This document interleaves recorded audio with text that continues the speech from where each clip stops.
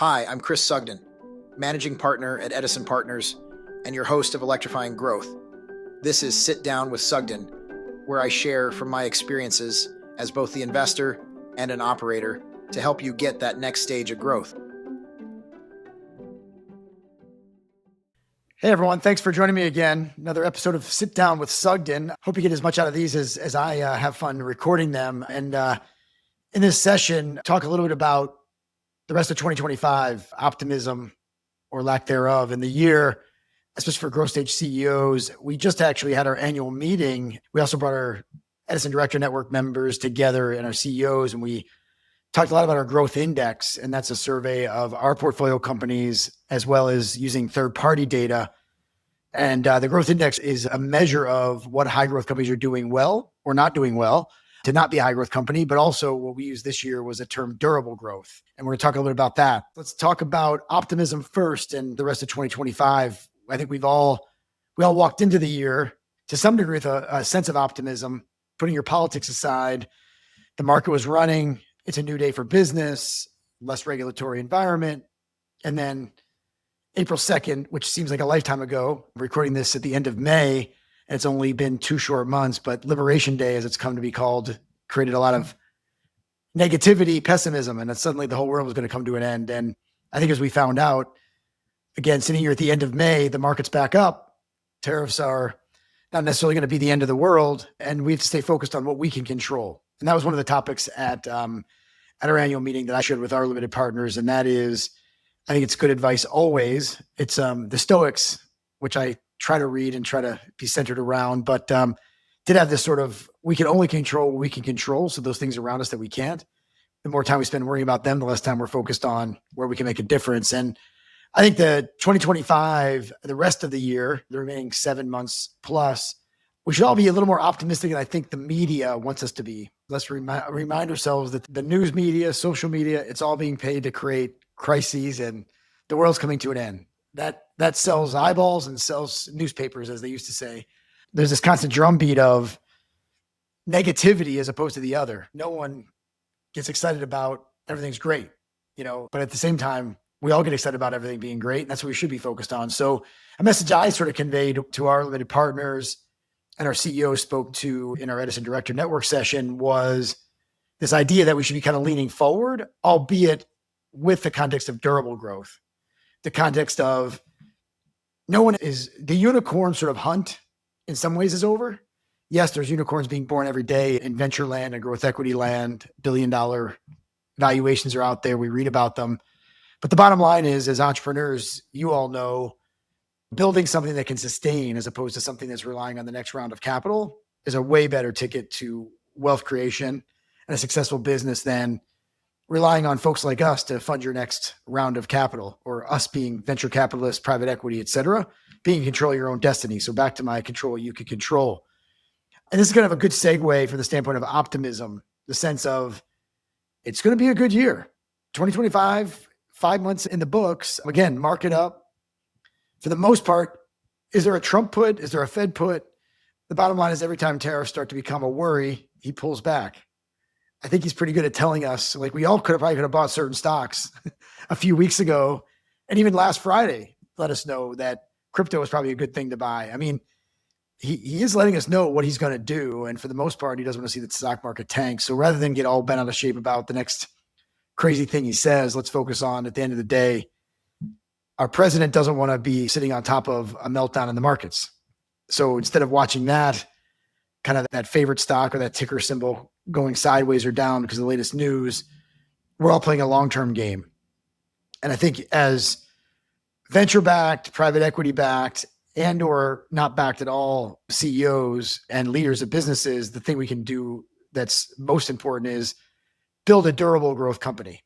And what does that mean? Number one, I want to put a shout out to my team here at Edison that not only surveyed our CEOs, grabbed third-party data, but Casey Myers, Nani Agbuna, and Mike Durla did a wonderful job. Little plug on our website is the Edison Partners Growth Index. We've now been publishing that. I think we're up to 6 years in a row, 5 years in a row. This year's index just published last week. We used it as the basis for a conversation among our CEOs and our directors And again, the context was durable growth. You all know or have heard the rule of 40. I think I'll give a shout out to Bessemer. They've done a wonderful job promoting that. Now the whole world knows the rule of 40. I'm not so sure that's the right rule because every business is a little different. It's still relevant because a lot of people set valuation, public and private, around, are you a rule of 40 company, better, worse, et cetera. So I'm not calling it irrelevant, but I'd say we've sort of defined in our growth index kind of what makes a durable growth company. And you benchmark that relative to your customer acquisition cost to lifetime value, gross margin enhancement, your percentage of operating expense relative to R&D, go to market with leading companies. So we kind of broken that down in the growth index. That gives you a bit of a guide to, if you're meeting these benchmarks, you're not only a durable growth company, you're going to be performing at the highest quartile or highest decile of companies out there, because that's what we've said is the benchmark. In the index, one of the things you'll also find, which I thought was pretty interesting, and we talked about it a little bit with our CEOs and directors as well. Cash management is one thing, don't run out of cash, but the idea of working capital management and how you charge and free cash flow. I feel like when SaaS, and I date myself here, when software as a service was new, there was this concept, and like I said, I date myself because one of my younger associates reminded me the other day that they've never seen an enterprise software model. The old days of sell a license and your only recurring revenue was the maintenance stream. You know, Salesforce gets the credit for kind of turning that whole on its head. And now everyone signs up SaaS, software as a service contracts. We all wanted recurring revenue. We all wanted certainty. The problem with that when we created this model was the enterprise models, we got paid this $1 million or $2 million license, and you had this lifetime to use the license and you paid maintenance. SaaS, we have these annual fees or quarterly fees or monthly fees. We're all getting closer and closer to kind of utilization, if you will. A subscription, I use it, I pay for it when I use it. Well, if you're on a monthly, quarterly, or annual, and you're not getting paid in arrears, that can be a pretty costly cash flow model. You think about it, if you're collecting in advance, how much better that model is relative to your working capital and your free cash flow. And what we have found, our portfolio companies admitted as much, not only in our discussion, but also in our survey, free cash flow and working capital probably is secondary to just get revenue in the door. And I would tell you, we have data to support it, not only in the growth index, but in the public markets. Companies that are free cash flow positive in a meaningful way and have a negative working capital, where instead of us funding our customers' business, our customers are funding our business, those businesses trade at a higher multiple. It's just fact. There's a couple of actually somewhat recent articles on this, because what's happened is the public SaaS companies that have a whole bunch of add backs and therefore have adjusted EBITDA have become less profitable because the market's looking through trying to figure out, are these companies really profitable? Are they hiding? Let me use this as an example. Some of you would have seen this in the popular press, popular finance press. A lot of us in the software industry will do an add back for stock-based compensation. So I give an employee an option. That option is worth a certain amount. Yes, it's a charge in my P&L. But what happens is the companies all report adjusted EBITDA as though that's not a charge. The markets are starting to look through that to say, what's my real profitability? Now, that's nothing to do with cash flow. I'll come back to that in a second. But that stock-based compensation is a big topic because people bury it and add it back and say, look, I'm EBITDA positive because I didn't have to pay my employees. I used options. Well, that is a cost to the shareholders, right? Stock options have a cost to shareholders. The same goes, but from a cash flow perspective, if I'm building up accounts receivable balance, my customers are basically waiting to pay me, my free cash flow is going to be lower than the opposite. I get paid in advance. And what you'll see is a lot of SaaS companies have made rule of 40, grow as fast as I can. Maybe I lose a little bit of EBITDA and break even. I'm growing 40%. I'm zero. That's a rule of 40 business on EBITDA. So let me just slow down. I'm growing 40%. My EBITDA is zero. That means I'm a rule of 40 business. A lot of firms were making the trade in the era of free money, zero interest rate policy, ZIRP. Oh, I'll grow 60%, 70%, 100%, as long as my EBITDA loss isn't more than minus 40 and I'm growing 100. That's a rule of 60 business, right? So revenue minus EBITDA is your rule of business.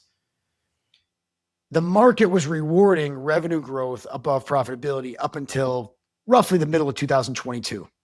But we're now 2.5 years, 3 years in, and we still find companies who are making the trade around revenue growth versus profitability. You want both. A profitable growth business is the premium, but now add a third vector, profitable growth plus a working capital profitable or free cash flow profitable business. We've done the work in the growth index to prove you're probably getting somewhere between 2 and 4 times turns of revenue greater when you go to sell your company. Again, let me say that. So average software as a services companies trading on the stock market publicly 7 to 8 times. They spiked during the COVID craziness, 11, 12, 13 times. During some of our recent correction, we've seen them down as low as 6 times.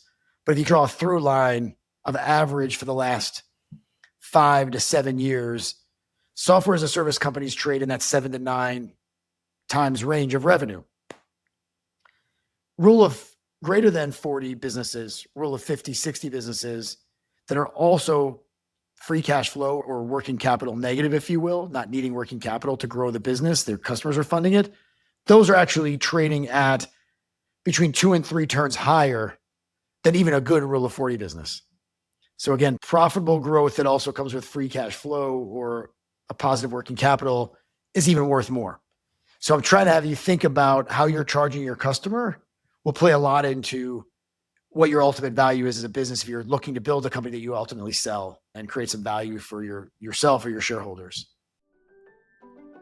Thank you for joining this episode of Electrifying Growth. For more resources, inspiration, and a look inside the Edison Partners network, sign up for our newsletter at www.edisonpartners.com. Click on the Stay in the Know button in the top right corner of our webpage. Thank you again.